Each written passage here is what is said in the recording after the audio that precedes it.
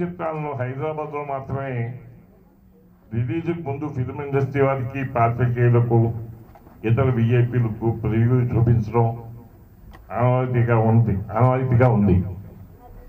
రాష్ట్రం విడిపోయిన సందర్భంలో టామీ చిత్రాన్ని రిలీజ్కి ముందు మార్చి 1వ తారీఖున ఆంధ్రప్రదేశ్ కొత్త రాష్ట్రమైనటువంటి విశాఖపట్నంలో ప్రివ్యూ ఏర్పాటు చేయబోతున్నాం. ఇలా ఒక కొత్త ఆచారాన్ని ప్రవేశపెట్టబోతున్నాం. ఈ చిత్రానికి లాభం అంటూ వస్తే పూర్తి లాభాన్ని విశాఖపట్నం పునర్నిర్మాణానికి వెచ్చిస్తారని ఇదివరకే ప్రకటించడం జరిగింది. అయితే దానికి ఒక సవరణ మాత్రం తీసుకురావదలుచుకున్నాను. వచ్చే లాభం మొత్తం విశాఖపట్నంలో పునర్నిర్మాణంలో భాగంగా డాగ్స్ వెల్ఫేర్ నిమిత్తం ఖర్చు పెట్టడానికి కొత్తగా నిర్ణయం చేయడం జరిగింది.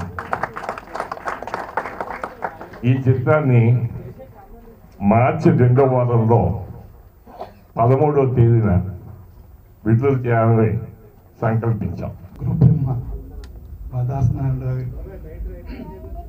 ఎందుకంటే టామీ లాంటి చిత్రానికి శ్రీకారం చుట్టింది జీవితంలో ఫస్ట్ గురువు గారి. ఏ అడుగు వేసినా ఆయనదే. అందుకని ఆయనకు ముందు ధన్యవాదాలు చెబుతూ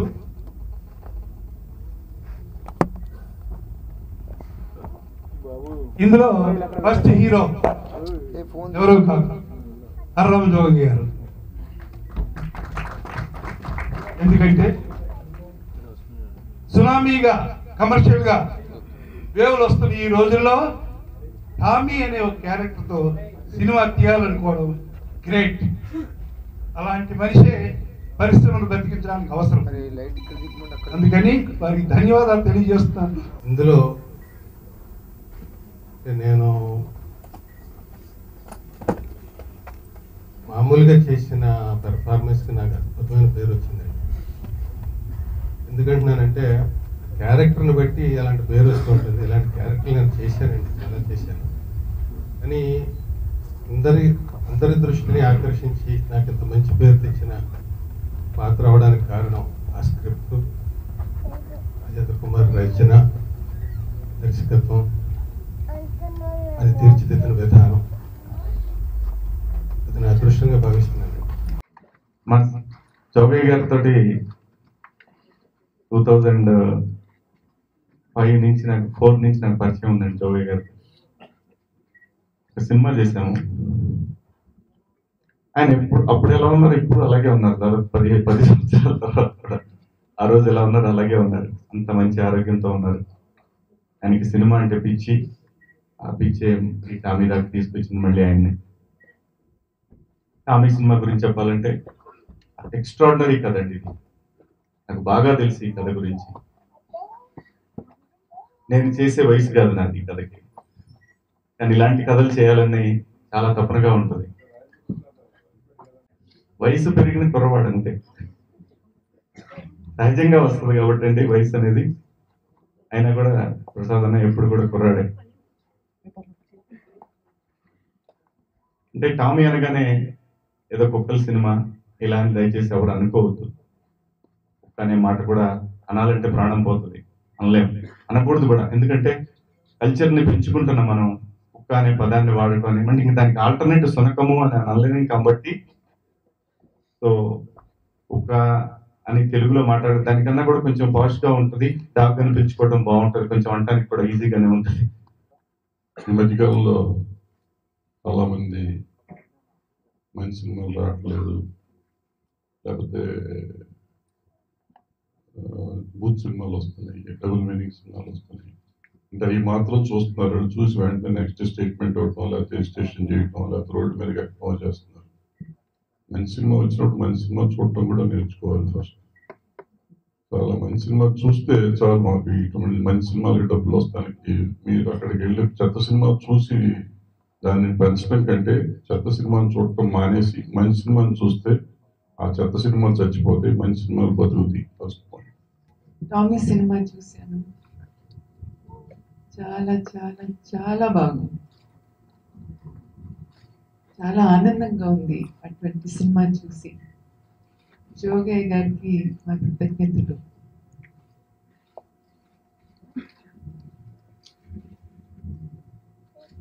అందరు చాలా బాగా చెప్పారు సినిమా గురించి. ఇంకా నేను ప్రేక్షకులకు అందరూ వెళ్ళి చూడాలని కోరుకుంటున్నాను. పెద్దలు చిన్నాలు అందరూ చాలా ఇష్టంగా చూస్తారని అనుకుంటున్నాను. చిన్నప్పుడు ఇటువంటి సినిమా చాలా చూసి నాకు జ్ఞాపకం, కానీ ఈ మధ్యన ఇటువంటి సినిమా రావడం లేదు. It's wonderful that you have made the effort to make this film. Thank you for that. సినిమాలో 2 పాటలు కాసులు వినిపించడం ఇష్టం లేక కాదు, కథను కదపడం ఇష్టం లేక అని అర్థమయ్యాక పాటల రచయితగా ఈ సినిమాకి పాటలు రాయడాన్ని చాలా గౌరవంగా భావించాను. ఈ సినిమాలో రాసిన పాటలో ఒక వాక్యం, మనిషికి జంతువుకి ఒక తేడా ఏంటంటే నవ్వు.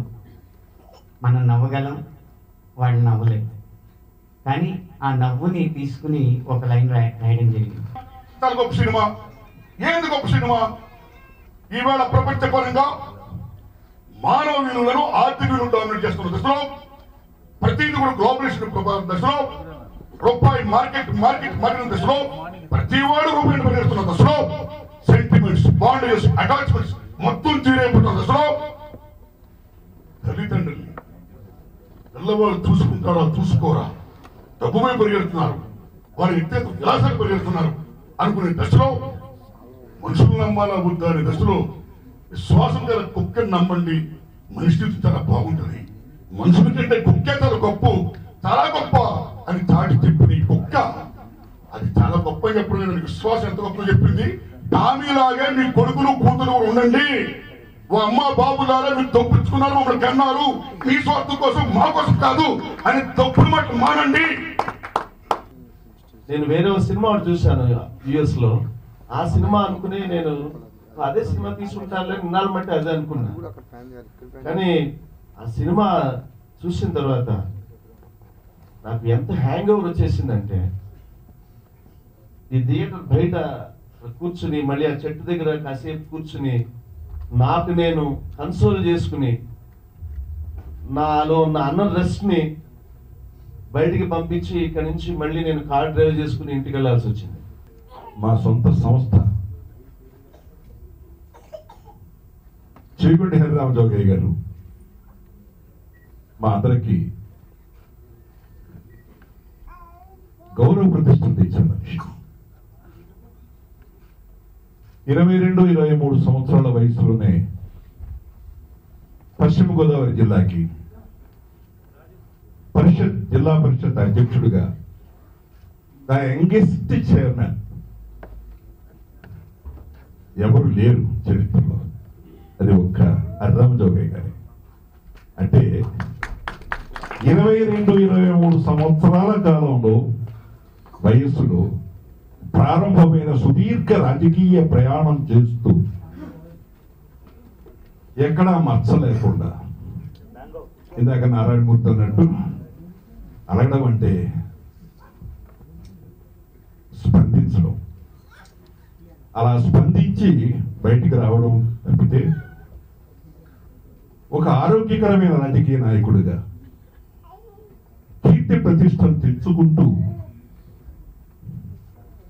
ఒక అభిరుచికర నిర్మాతగా ఎదిగిన వాడు ఎవరు లేరు, ఒక హరిరామ జోగయ్య గారు తప్ప. ఆయన సినిమాలు తీసుకుంటే బంగారు తల్లి నుంచి నేటి టామీ వరకు ప్రతి చిత్రం ఒక ప్రయోజనాత్మకం. ఒక సినిమా ఇండస్ట్రీలో నటుడు కానీ సినిమా కానీ చాలా కాలం పాటు నిలబడిపోవాలన్నా, చాలా కాలం అతనికి జీవితం ఉండాలన్నా, నాకు తెలిసి నేను నేర్చుకున్న అతి చిన్న జీవితంలో నిర్మాత మొట్టమొదటి పొజిషన్ నిర్మాతకు చెందుతుంది అది.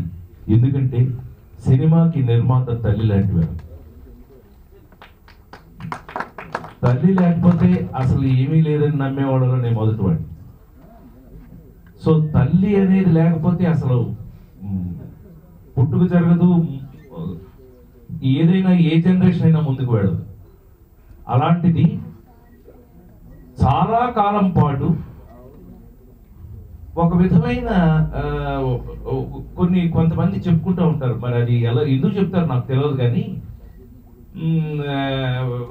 నిర్మాత అంటే టైం ప్రకారం పోవాలి, ఈ టైంకి ఎట్లా సీజన్ ఉంటే అట్లా సీజన్ బట్టి అడ్జస్ట్ అయిపోతుండాలి అనేది నిర్మాత, లేకపోతే కష్టం. ఏమో మరి అలా మరి నిజమైతే కనుక హరిరామ జోగయ్య గారు లాంటి నిర్మాత ఎన్ని సంవత్సరాలు సినిమా ఇండస్ట్రీలో ఆయనకి నచ్చినట్టుగా, మనకు నచ్చినట్టు కాదండి, మనకేం నచ్చితే తీటు కాదండి, ఆయనకి ఏది మనస్ఫూర్తిగా నచ్చితే దానిని సినిమాగా ఆనాటి నుండి ఈనాటి వరకు కూడా నమ్మి సినిమా తీస్తున్నారు, తీస్తారు, తీస్తూనే ఉంటారు అని అంటే తప్పకుండా మనం నమ్మి తీరాలి. ఎందుకంటే మన ముందున్న ఎగ్జాంపుల్, మన కళ్ళ ముందున్న ఎగ్జాంపుల్. మనం ఎక్కడో పలానా జరిగిందంట అదేం లేదండి, మన కళ్ళ ముందున్న ఎగ్జాంపుల్. అలాంటిది సినిమా ఇండస్ట్రీలో 37 సంవత్సరాలుగా ఒక నటుడు అనేక రకాలైనటువంటి పరిస్థితుల్లో దాటుకుంటూ రావటం అనేది ఒక రకమైన ప్రక్రియ అయితే, అలాంటి నటుడు మంచి పేరుతో కంటిన్యూ అవ్వడం ఇంకొక ప్రక్రియ అయితే, ఆ నటుడికి డబ్బులు ఎంత మిగిలిపోయింది తీసుకెళ్ళలేదు, చచ్చేది లేదు. ఆడికి ఎంత మిగిలిందనే తీసి పక్కన పెడితే 4 రాళ్ళు వెనకేసుకోవడం కాదు, 4 సినిమాలు వెనకేసుకోవాలి కదా. తీసుకోవాలి 4 సినిమాలు వెనకేసుకోవాలి అని అంటే భద్రాచలం వెళ్ళగానే అందరి బంధువయ్యా భద్రాచల రామయ్య. కమర్షియల్ అయిన ఈ రోజుల్లో మనకి ఎంత లాభం వస్తుంది అని సినిమాలు తీసే ఈ రోజుల్లో మనం డాగ్ లవర్ అయ్యండి, నా ఫ్యామిలీ మెంబర్స్ అందరూ డాగ్ లవర్ అయ్యండి. ఒక ఫీల్ గుడ్ సినిమాని ఆడియన్స్ అందివ్వాలి అనే తాపత్రయంలో ఫైనాన్షియల్గా ప్రాబ్లం పడుతూ ఒక సినిమాని చేద్దామని నిర్ణయించుకొని ఆ సినిమాని నాకు అప్పచెప్పిన బాధ్యతలు అప్పచెప్పి నువ్వు చేయవయ్యా అని చెప్పిన హరిరామ జోగయ్య గారికి పాదాభివందనం చేస్తున్నాను. ఇది కమర్షియల్ సినిమా డెఫినెట్ గా అవుద్దండి. కారణం ఏంటంటే ఆయన గురువు గారు కమర్షియల్ కాదు, నేను డెఫినెట్ గా అందరికీ నచ్చే సినిమా తీస్తున్నాను అని అనుకున్నారు. కానీ డెఫినెట్ గా నారాయణమూర్తి గారు చెప్పినట్టుగా ఆయన చేతిలో బొకే ఫ్లవర్స్ పడ్డట్టుగా డెఫినెట్ గా దీనికి కాసుల వర్షం కురుస్తుంది. డెఫినెట్ గా ఆయన చాలా హ్యాపీగా ఉండాలని భగవంతుని కోరుకుంటూ, ఇంకొక విషయం, ఈ సినిమాని 30 days లో ఆర్టిస్టులతోనే చేయటం కష్టమైన ఈ రోజుల్లో 100 రోజులు 50 రోజులు 150 రోజులు చేస్తున్న ఈ రోజుల్లో ఒక డాగ్ తోటి, భూగి అనే నా మిత్రుడితోటి, ప్రవీణ్ తోటి కలిసి ఈ సినిమా చేయడానికి 30 days, అది నా గొప్పతనం కాదు, సమ్ పవర్ ఈస్ దేర్. ఏదో నాకు హెల్ప్ అయ్యింది, అది గాడ్. కానీ నేను అనుకుంటున్నాను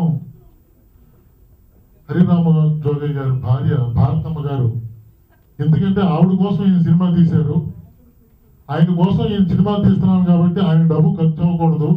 ఆయన అనుకున్న బడ్జెట్లో 30 days లో సినిమా చేయాలంటే నేనేం చేయాలి, రాజా వన్నరెడ్డికి ఓర్పు ఇవ్వాలి, కుక్క చెప్పినట్టుగా చేయాలని చెప్పి పైనుంచి ఆవిడ ఆశీర్వదించారు కాబట్టి నేను ఈ 30 days లో సినిమా చేశానని చెప్పి ఆవిడికి మనస్ఫూర్తిగా కృతజ్ఞతలు చెప్పుకుంటూ. Thank you. అసలు ఇంతకాలం అది లేకుండా ఎలా ఉన్నానా అనిపిస్తుందిరా. ఆకాశం పంపిందా నా కోసం ఇక్కడుంచింది.